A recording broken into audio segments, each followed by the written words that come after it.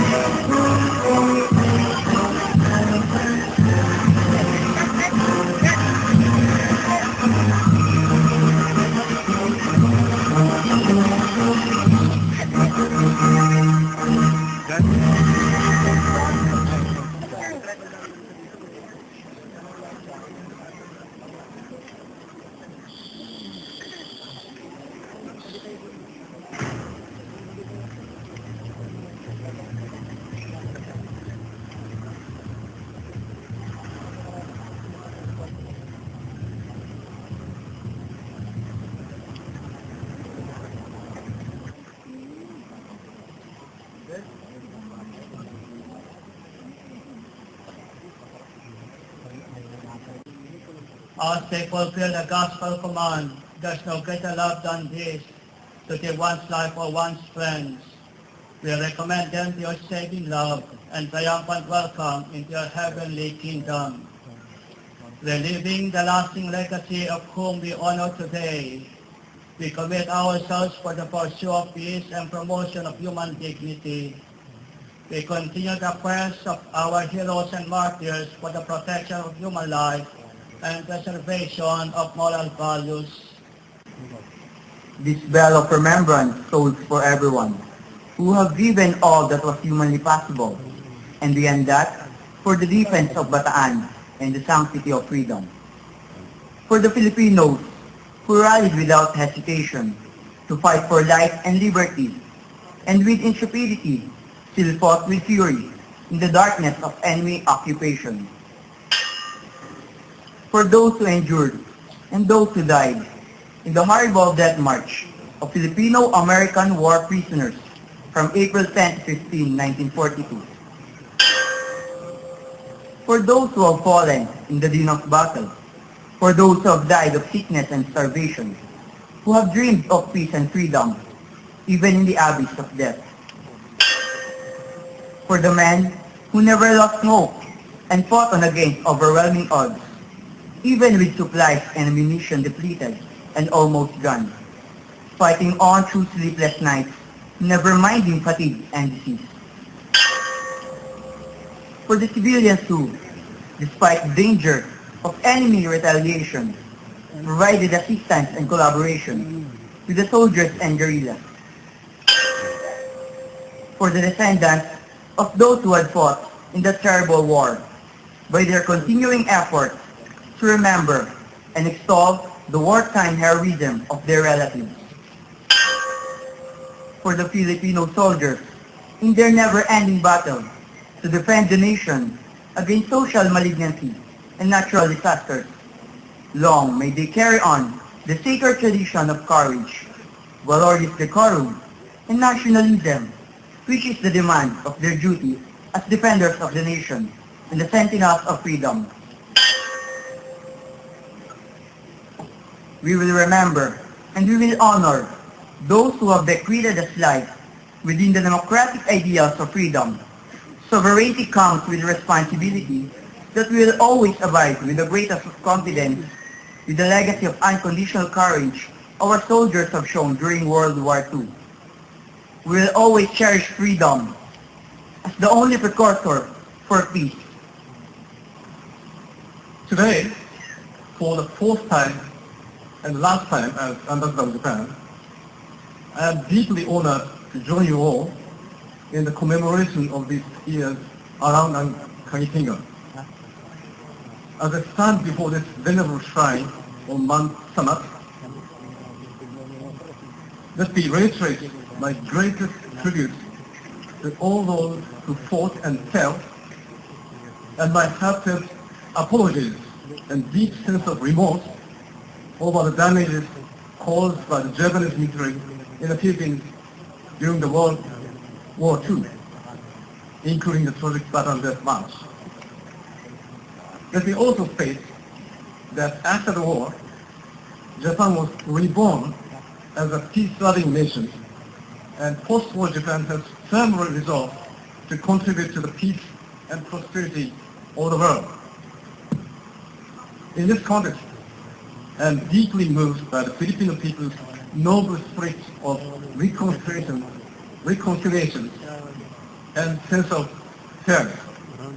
Indeed, the Filipino people have been appreciating Japan as we are today, a peace-loving nation that shares the fundamental values of democracy, freedom, and respect for human rights. I grew up hearing of the ravages of the war. My father and many of my uncles served in World War II, some in the Pacific Theater. My father served in the Philippines after the war, guarding prisoners. He always told us of the admiration he had for the Filipino military with whom he served. I know the ferocity with which the battles were waged, and the tenacity with which the soldiers, sailors, and Marines fought. I've heard of the great bravery and tremendous suffering on each side in the heat of battle.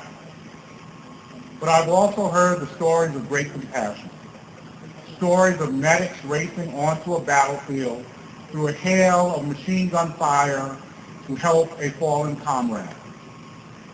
Stories of soldiers sharing food rations with civilians in time of need, and villagers nursing sick service members back to health.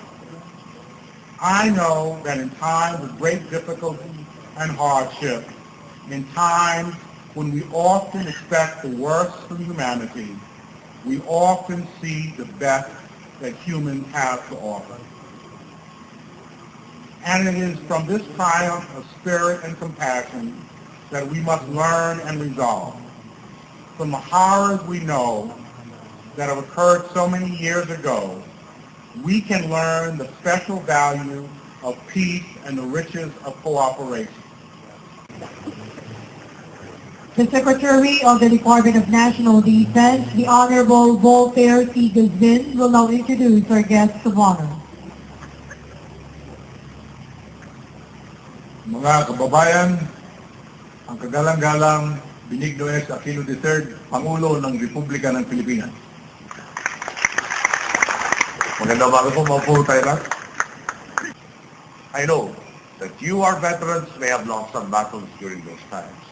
But your courage and love for country became instruments in winning a larger war. A war to awaken the Filipino heart, which allowed us to achieve independence. Along with our commemoration of the Araw ng Kagitingan, we are also celebrating the Philippine Veterans Week to show our appreciation to each and every one of you who have sacrificed so much for the liberty of our nation. 3 generations after the war, we are still trying our best to show our gratitude by taking care of our veterans and their families. More than 7 decades after, we still remember your sacrifices because your heroism stands the test of time. And for that, we remain eternally indebted to all of you. Hindi po tamang ipagdamot natin sa ating mga veterano at sa kanilang pamilya ang mga serbisyong dapat lang naman ay kanilang matanggap. Nandiyan na po ang mga benepisyo tulad ng pangangalaga sa inyong kalusugan. Ngayong 2011, lalo pang pinaigting ng Veterans Memorial Medical Center ang kanilang mga operasyon sa pamamagitan ng dagdag na mga kagamitan at pagsasaayos sa kanilang operating room at medical intensive care unit. Pinagtibay na rin po ng Philippine Veterans Affairs Office ang pagkakaroon ng karagdagang mga ospital sa buong bansa kung saan ang mga veterano at ang kanilang pamilya ay makakatanggap ng 800 pisong subsidy sa bawat araw na pananatili sa pag-abutan.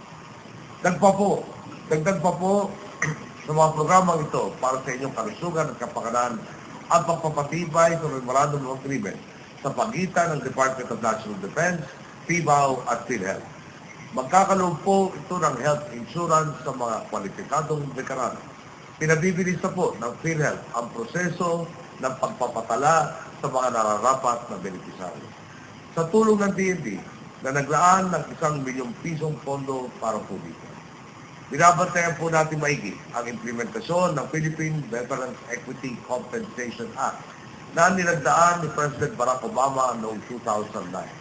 Ginagarantiya ng batas na ito na mabigyan kayo ng kabuuang kompensasyon na umaabot sa $9,000 para sa mga non-US citizens at $15,000 para sa mga US citizens.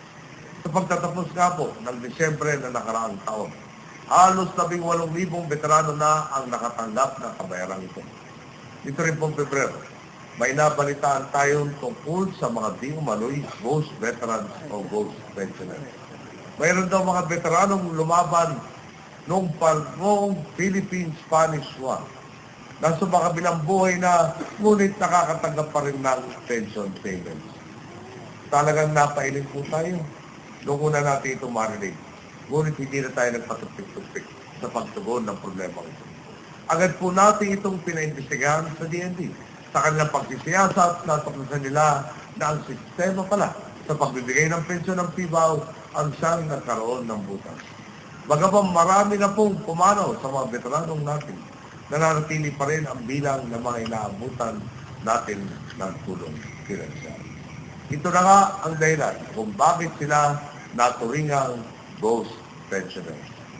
Upang masiguro pong aabot lamang ang pensyon, benepisyo at iba pang pribileyo sa mga lehitimong veterano, nagsagawa na po ng isang malawakang kampanya ang PIBAW upang malinis ang listahan ng mga inaabutan nila ng pensyon. Ilang mahalagang hakbang ang kanilang isinagawa upang masiguro at mapangalagaan ang inyong pension system.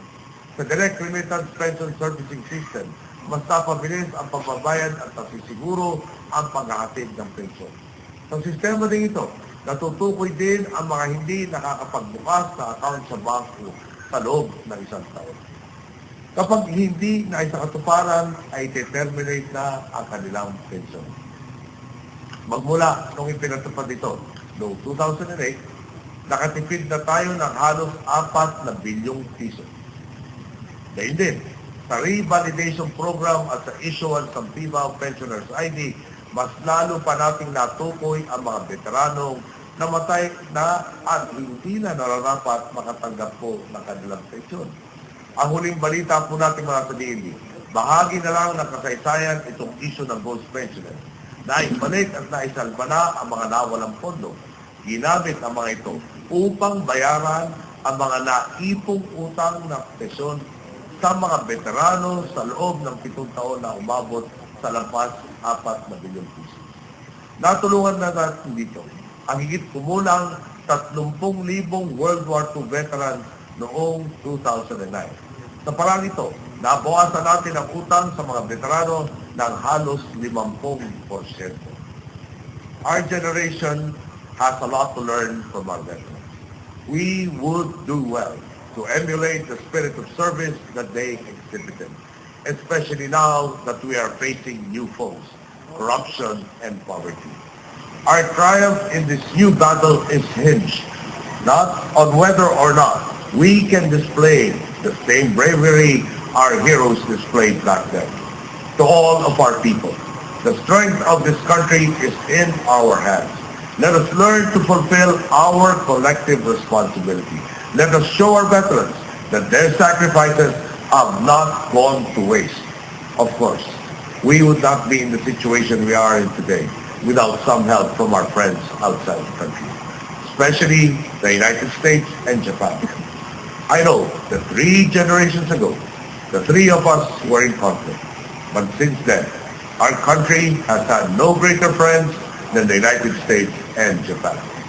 Japan has been our partner towards economic progress, providing us the needed technology to cope with calamity, and the United States has shared with us a long history of cooperation and mutual defense. Time has proven that we can count on allies like them, and I am confident that they will stand by us should there be a threat again to our security and sovereignty, and that they support the path that we have taken towards transparency and progress. Mahaba-haba pa po ang ating tatahakin. Marami pa tayong mga panganib at suliraning lalampasan. Patuloy tayong makikipaglaban sa katiwalian at kahirapan. Makakaasa po kayo na magpapatuloy ang sinseridad ng ating pamahalaan sa pagtataguyod at paghahanap ng lunas sa sangkaterbang suliranin na ating ginagawa. Wala pong magbabago. Kayo pa rin ang boss ko. Hiling ko lang po, manatili tayo nagtutulungan at nagdagdag. Abot tanaw na natin ang liwanag na gabay natin tungo sa katuparan ng ating pong mga migil. Maraming salamat po sa inyong lahat at mabuhay po kayo.